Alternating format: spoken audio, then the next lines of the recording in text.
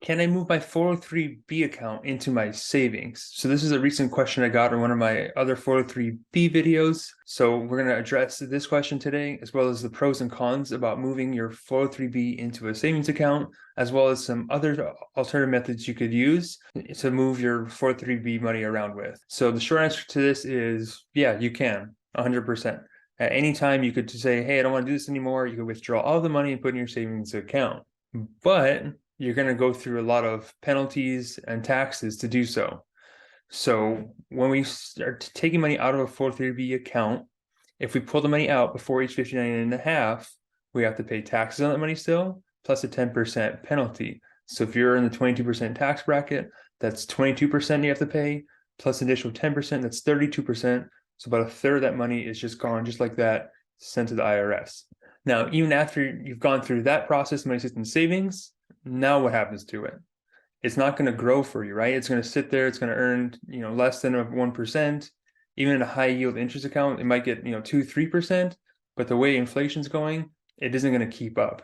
And you're definitely not going to outperform what investments would have done if you just left it alone in the 403b account to begin with. Now, if your 403b account was in an annuity, you might be looking at additional surrender charges on top of everything else. So remember that about 80-90% of people actually have annuities as their 403b account. So if your rule of thumb for the most part, if your 403b is with a life insurance company, there's a pretty good chance it's an annuity. Now, nothing wrong with annuities in general. I just don't think they're the best place for 403b accounts where their sole purpose is to grow for retirement. Annuities are best for income plays, protecting your retirement, but a 403b account is a growth vehicle and it should be used to grow your money over time.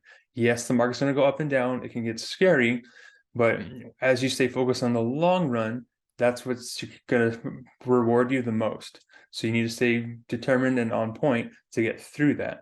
This emotional thing, or we call it behavioral management side of things, is a big part of what financials do. They don't get enough credit for. It's not just picking investments, it's keeping you on track and riding the ups and downs that come with investing so you can reach retirement goals in a timely fashion. And so if you have trouble, kind of stomaching this, it may be time to reach out to a financial advisor, someone that can help coach you through these tough times to see the other side of things. So if we're looking at a quick example here, how does this all shake out? Let's say you had $20,000 in a 403b account, and you said, I'm just going to take it and put it in my savings account because it's safer there. I don't want the market turbulence. So you could do that at any time, right? So let's say you had an annuity account like most people do, and you weren't 59 and a half yet, then you'd be losing, 22% plus 10% penalty.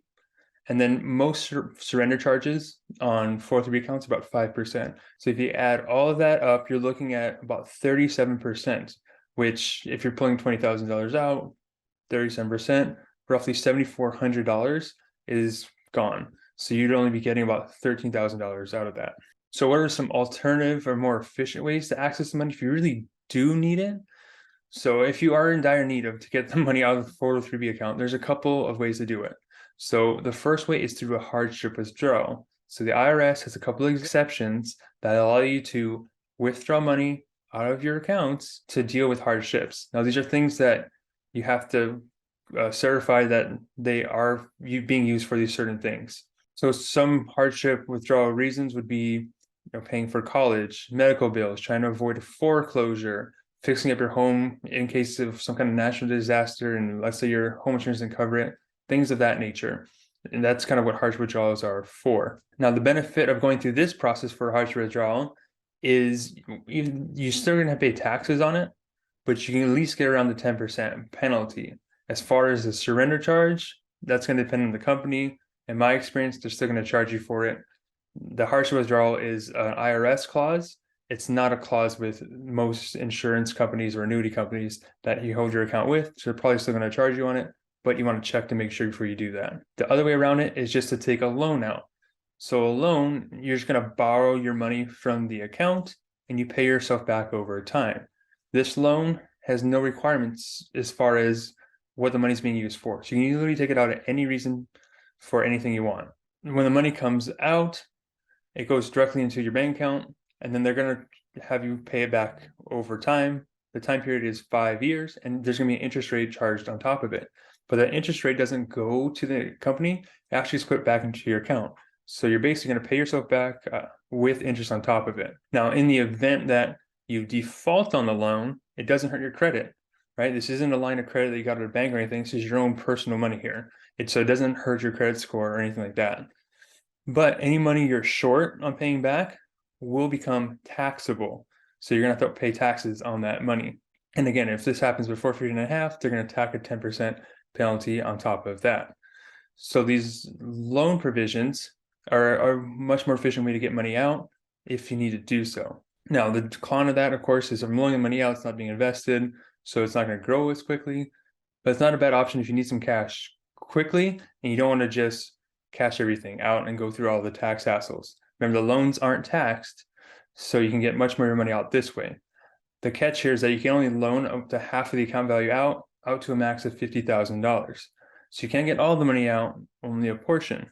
Another thing you could look into, instead of just cashing out your 403B account, if it's the market that scares you, you can always just alter the investment inside the 403B contract. Every 403B I've ever seen will have a money market or some kind of safe, option that's essentially cash inside of there. So if you want to move to cash to avoid market turbulence for whatever reason, you don't necessarily have to put it in your bank account. You can just put it in the money market, which is essentially like a bank account inside the 403B. That way your money's safe, which is what your goal probably was to begin with, but then you avoid all the taxes and penalties that come with that as well.